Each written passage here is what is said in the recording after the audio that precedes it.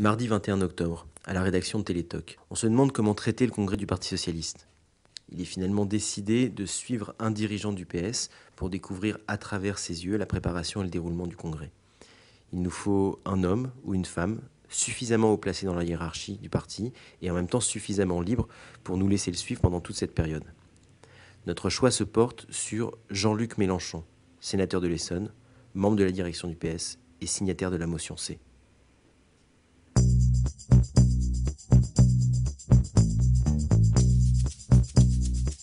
Je m'appelle Mélenchon, mon nom ne sert pas à faire des plaisanteries.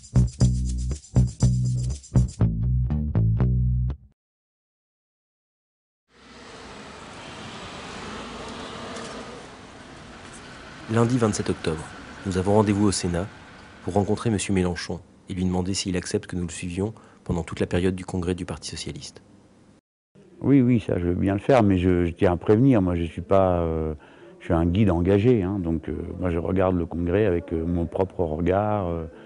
Je ne suis pas un commentateur extérieur à tout ça, quoi. Hein. Donc il y a les gens que j'aime pas, les idées que j'aime pas, les gens que j'aime, les idées que j'aime, et il n'y a pas de... Je ne suis pas impartial, comme on dit, à supposer que quelqu'un arrive à y être, mais enfin, c'est assez à la mode de se donner comme impartial, au-dessus de la mêlée. Moi je ne suis pas au-dessus de la mêlée, je suis dedans.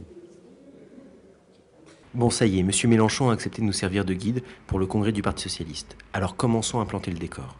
Jean-Luc Mélenchon naît en 51 à Tanger au Maroc. À 11 ans, la famille arrive en France et très vite s'installe dans le Jura. Puis c'est mai 68 et les premiers pas du jeune Mélenchon en politique au sein des comités d'action lycéens. 2 ans plus tard, il part à Besançon faire des études de lettres et de philosophie, rentre à l'UNEF et rejoint les trotskistes de l'ECI. Bon, j'étais militant étudiant, et puis en 74, je suis encore leader étudiant. Mais 74, c'est une élection présidentielle, celle de Mitterrand. Et donc moi, j'ai fait la campagne de 74 avec essentiellement les communistes de Besançon. Et bon, assez rapidement, bon, la divergence s'est creusée avec le mouvement trotskiste. Et puis déjà, bon, moi, mon ancrage, c'est la République, quoi. Alors donc, c'est pas tout à fait compatible avec les soviets. C'est pas la même chose. 1977, retour dans le Jura. Mélenchon rejoint le Parti socialiste de François Mitterrand. C'est les années du programme commun et de l'union de la gauche, celle précisément dont le Parti communiste ne veut plus. Quand il y a eu la rupture de l'union de la gauche, moi, avec mes amis localement, on dit bon allez, on va faire un meeting. Donc on va à la plus grande salle de la ville. Alors bon, les anciens ils disaient bon, on pourrait peut-être prendre une salle plus petite, faut pas exagérer. Bon, ah non, on va s'expliquer devant les masses. Bon, et nous la partie à nous expliquer devant les masses. Et les gens sont venus par centaines. Non, moi j'ai vu à 2 ou 3 reprises dans ma vie le peuple français investir la politique en masse, dans les détails. En 68, pendant toute cette période du programme commun et de 1981, pendant le traité constitutionnel. Voilà, donc c'est possible. Puis arrive le 10 mai 81, la victoire de François Mitterrand. 5, 4, 3, 2, 1.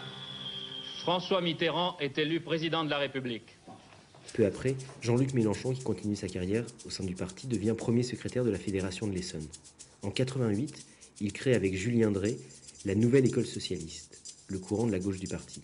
2 ans plus tard, avec l'arrivée de Marie-Noëlle Lienemann, il décide d'un nouveau nom pour leur courant, la gauche socialiste. En réalité, on a décidé ça dans une salle de cinéma, parce qu'il n'y a plus d'autre endroit où se réunir. Et on était les 7 dirigeants sur la scène, parce qu'il n'y avait pas d'autre endroit où mettre une table. Et le gars qui avait les clés, on avait par-dessus la tête. Ça durait depuis je ne sais pas combien de temps. Il était très tard.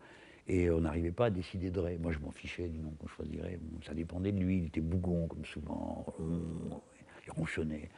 Et alors, on disait du nom, la nouvelle gauche. Non, pas la nouvelle gauche, c'est con. La gauche, c'est pas... Non, ça lui plaisait pas non plus. Alors. Et puis, je ne sais pas quoi, à un moment donné, quelqu'un dit la gauche socialiste. Et à ce moment-là, le gars qui est dans la salle dit ah oui, ça c'est très bien, il devait en avoir marre. Parce qu'il devait être au moins 1h du matin. Alors, Drey dit bon, si ça lui plaît, alors on va faire comme ça. Avec la gauche socialiste, Mélenchon et ses camarades cherchent à recréer le lien entre les partis politiques et le mouvement social. Ils sondent toutes les manifestations, de toutes les grèves, de toutes les révoltes. Mais ça ne suffit pas et ça ne paye pas au sein du parti. Alors changement de stratégie. Au début des années 90, la gauche socialiste prend sa part dans les jeux d'appareil. Elle complote, fait et défait les majorités rue de Solferino jusqu'à la période Jospin. En 97, ils rejoignent l'ancien dauphin de François Mitterrand et tentent de faire passer leurs idées. la ligne, c'est on pressionne de l'intérieur, parce qu'à l'époque, ça paye. On a un interlocuteur qui est Lionel Jospin, qui est un homme très carré, quoi. Hein. Donc il y a des moments de tension comme on n'a pas idée, hein, parce qu'il est physique, Lionel, en plus. Hein. Donc des fois, vous vous demandez s'il ne va pas vous mettre une claque. Hein. Mais c'est un homme très droit, très rigoureux. C'est-à-dire, quand la discussion est finie, on est tombé d'accord, il y a un cadre. Donc à l'époque, ça paye de pressionner. Moi, je crois à ça. Après, on gagne 98, je deviens ministre, puis Marie-Noël quelques temps après. C'est une expérience très forte, on a essayé d'intégrer dans l'action ministérielle la dynamique de gauche. Bon, on va un peu s'oublier, on va pas parler de ça. Ce qui compte, c'est à la sortie de tout ça, c'est le désastre.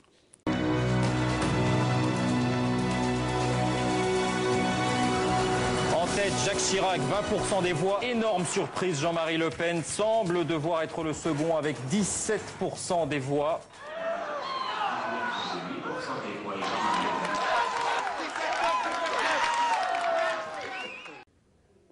Donc cet événement gigantesque, qui est une espèce de fracture dans le cœur de l'identité républicaine de la France, se produit. Et ça veut dire que le Parti socialiste, quelque chose s'est produit dans les profondeurs de notre peuple, et le parti a été, au lieu d'être en phase avec, a été en travers. Et donc il s'est pris, blam, le mouvement en plein dedans. J'assume pleinement la responsabilité de cet échec et j'en tire les conclusions en me retirant de la vie politique après la fin de l'élection présidentielle. Et la réponse à ça, ça a été unité du parti, c'est-à-dire dorénavant, c'est comme auparavant. Et tous les chefs perdus, qui sont responsables du désastre, parce que c'est pas Jospin, Jospin c'est la victime expiatoire. Tous ces chefs se mettent d'accord entre eux pour dire surtout on touche à rien. 2002, c'est l'explosion de la gauche socialiste. Mélenchon s'allie à Emmanuelli pour proposer au parti une alternative à gauche. Au congrès de Dijon, la victoire leur échappe. François Hollande reste le premier secrétaire du parti. On pouvait gagner, la gauche du parti pouvait gagner, et on aurait gagné 10 ans de néant balbutiant. Hein. Alors maintenant, quand je les vois s'engueuler en tournant en disant le parti n'a pas travaillé, mais enfin la faute à qui dirigeait ce parti, c'est quand même bien eux.